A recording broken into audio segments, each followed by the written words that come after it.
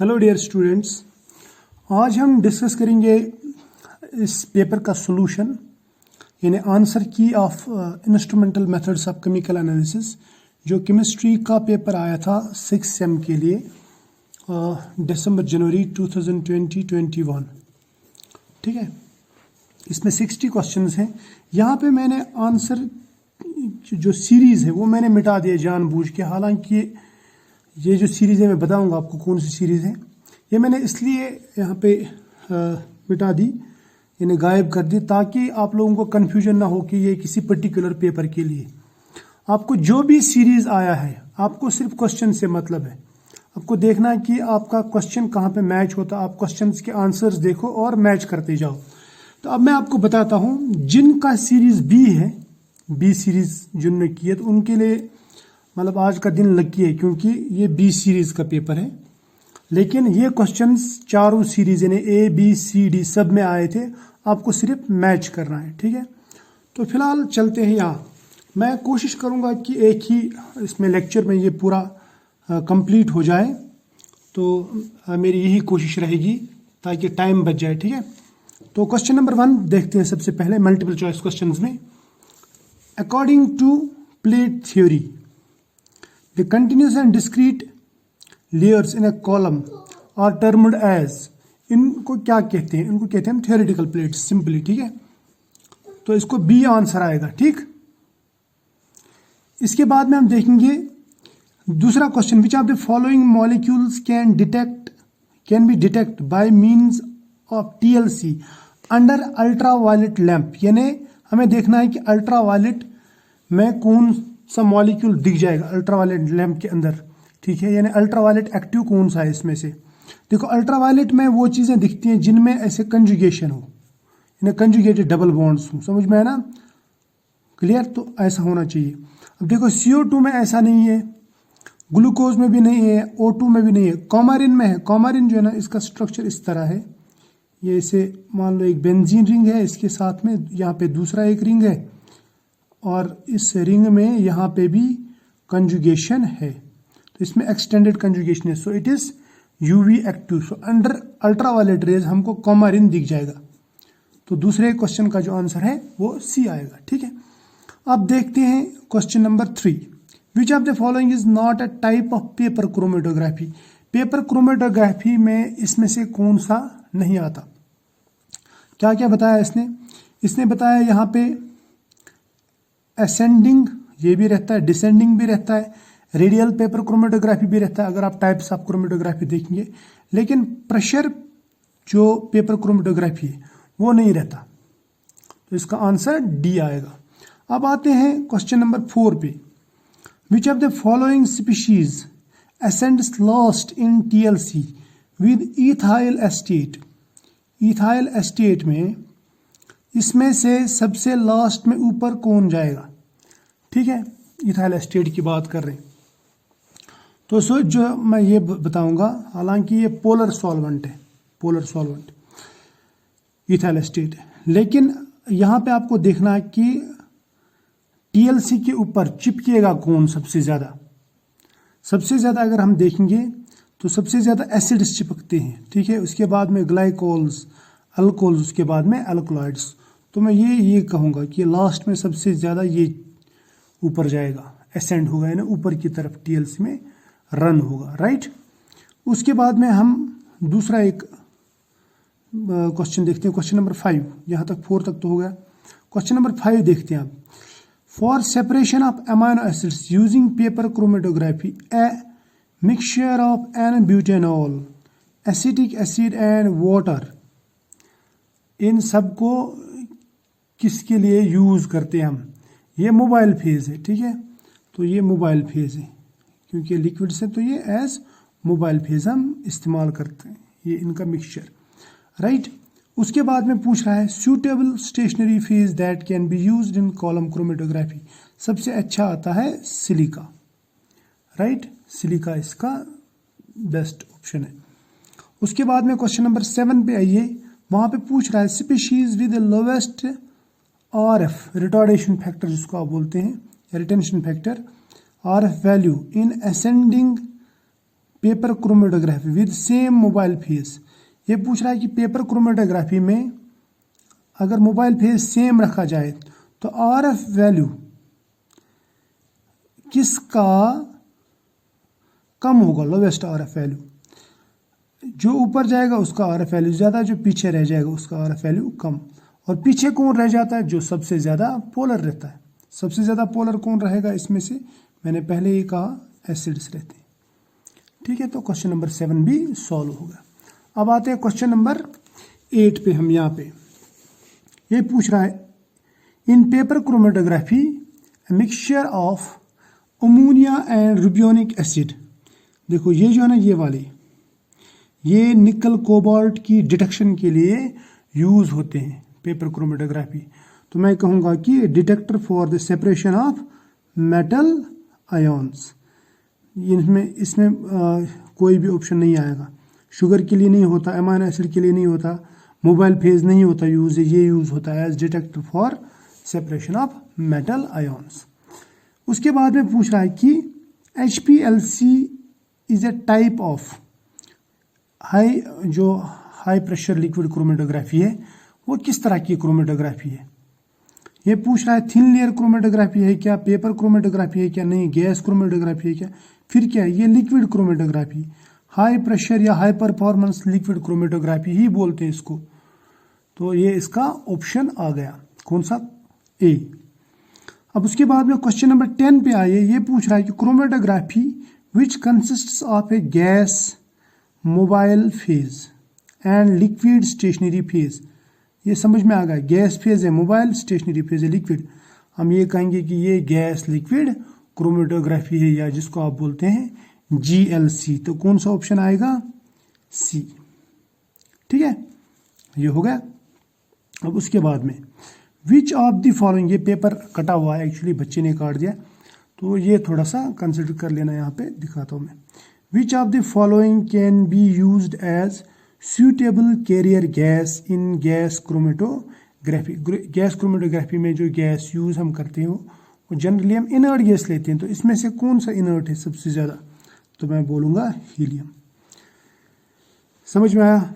उसके बाद में for the paper chromatography separation of glycine alanine ninhydrin is used. Amino acids के लिए जो अमाइनो एसिड्स हम पेपर क्रोमेटोग्राफी में सेपरेट करते हैं, उसके बाद में उस पर स्प्रे लगाते हैं हम, किसका, निनहाइड्रिन का। क्यों स्प्रे लगाते हैं, क्योंकि इसकी वजह से उसमें कलर आ जाता है। तो मैं बोलूँगा ये यूज करते हैं एज डिटेक्टर, डिटेक्टिंग एजेंट। समझ में आया, निनहाइड्रिन यूज होता है एज डिटेक्टिंग एजेंट, राइट। तो आई होप यहाँ तक तो आ रहा होगा समझ में। अब उसके बाद में ये पूछ रहा है कि the species detected by flame ionisation detector more easily. देखो FID जो फ्लेम आयोनाइजेशन डिटेक्टर में सबसे ज़्यादा जो इजीली और सबसे ज़्यादा जो डिटेक्ट किए जाते हैं वो मतलब ये किए जाते हैं हाइड्रोकार्बन एंड हाइड्रोकार्बन डेरिवेटिव्स, यानी जिसमें CH बॉन्ड होगा, क्योंकि वहाँ पे कार्बन आयन्स हमको मिल जाते हैं। तो इसमें से हाइड्रोकार्बन कौन सा है, हाइड्रोकार्बन इसमें जीनॉन नहीं है, ये नहीं है, ये है बेंजीन। तो बेस्ट एग्जांपल बेंजीन आएगा, जिसमें कार्बन होगा वो डिटेक्ट होता। सबसे ज़्यादा कार्बन बेंजीन में ही है, क्योंकि इसमें C6H6 रहता है। क्लियर, यहाँ तक तो समझ में आया, शाबाश। अब जाते हैं हम नेक्स्ट क्वेश्चन पे, क्वेश्चन नंबर 14। क्वेश्चन नंबर 14 में यहाँ पे देखो ये पूछ रहा था fat content in butter can be best analysed by. वो गैस लिक्विड क्रोमेटोग्राफी से बेस्ट एनालाइज होते, या आप सर्च भी कर सकते हैं। मुझे पता नहीं कि मैंने ये पढ़ा है कि नहीं, अलबत्ता ये इसके लिए ये ऑप्शन है। अब उसके बाद में HPLC स्टैंड्स फॉर, पहले ही बताया मैंने आपको, HPLC का मतलब रहता है हाई परफॉर्मेंस और हाई प्रेशर लिक्विड क्रोमेटोग्राफी। ठीक है, तो यहाँ पे देखो हाई प्रेशर लेयर क्रोमेटोग्राफी नहीं है, हाई परफॉर्मेंस लेयर क्रोमेटोग्राफी नहीं, ये भी नहीं है, हाई परफॉर्मेंस लिक्विड क्रोमेटोग्राफी। चौथा है हॉट पेपर लेयर, ये नहीं है, ये है हाई परफॉर्मेंस या हाई प्रेशर लिक्विड क्रोमेटोग्राफी बोलते हैं इसको। ठीक है, तो सी ऑप्शन आएगा इसका। उसके बाद में ये पूछ रहा है, देखो which is the correct statement about the below given stretching. इसमें इस तरह का दिखाया है इसने, देखो इसने दिखाया ये कार्बन, उसमें दिखाया एक स्ट्रेचिंग इधर हाइड्रोजन के साथ में, एक स्ट्रेचिंग दिखाया ऐसे हाइड्रोजन के साथ में। तो दोनों एरो बाहर की तरफ जा रहे हैं, तो इसका मतलब क्या रहता है, इसका मतलब रहता है ये सिमेट्रिकल है स्ट्रेचिंग। और अगर ऐसा होगा, यहाँ पे कार्बन है, एक स्ट्रेचिंग इधर आ रही है तो दूसरी बाहर जा रही है, इसको बोलते हैं एसिमेट्रिक। तो ये वाला जो ना सिमेट्रिक स्ट्रेचिंग है, ये है एसिमेट्रिक। तो इसमें आप देखो ऑप्शन कौन सा आएगा, ये बोल रहा है कि A is asymmetric, B is symmetric. नहीं, ए इज सिमेट्रिक। ए वाला क्या है, सिमेट्रिक, दोनों एक साथ बाहर जा रहे हैं ना।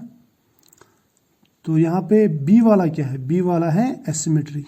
तो ए इज कहाँ गया, ए इज सिमेट्रिक, ये डी वाला ऑप्शन आएगा, A is symmetric, B is asymmetric, ये वाला डी वाला, A is symmetric stretching and B is asymmetric stretch, right.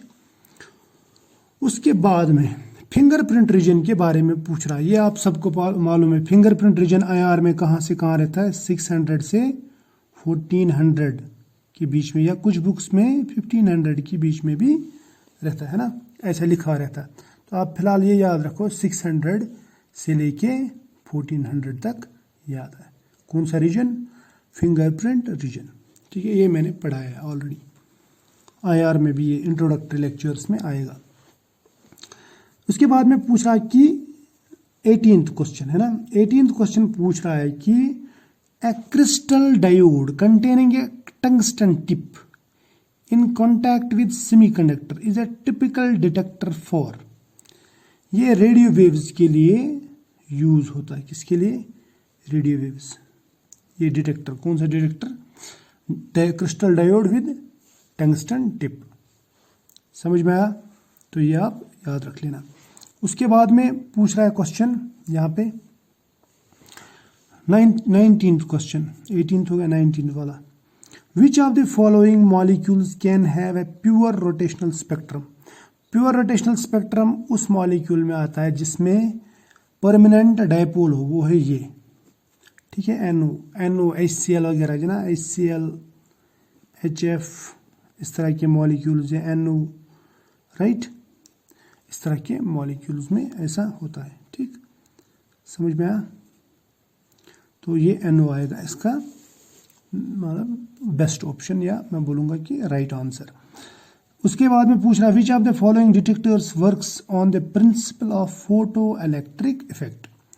देखो फोटो इलेक्ट्रिक इफेक्ट के लिए फोटो ट्यूब और फोटो मल्टीप्लायर, ये दोनों में ये फोटो इलेक्ट्रिक इफेक्ट होता है, समझ में आया ना, शाबाश। उसके बाद में ये हो गया क्वेश्चन नंबर 20।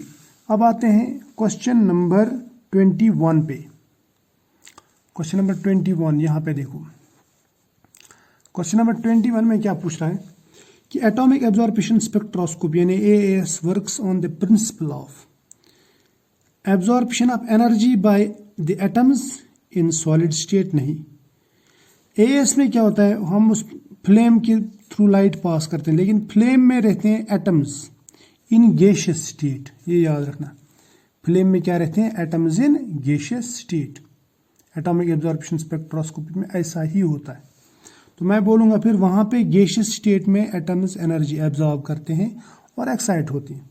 तो मैं बोलूँगा absorption of energy by the ground state atoms in gaseous state causing their excitation into higher energy state, यानी इसका ऑप्शन आएगा डी। उसके बाद में क्वेश्चन नंबर 22 पे आते हैं।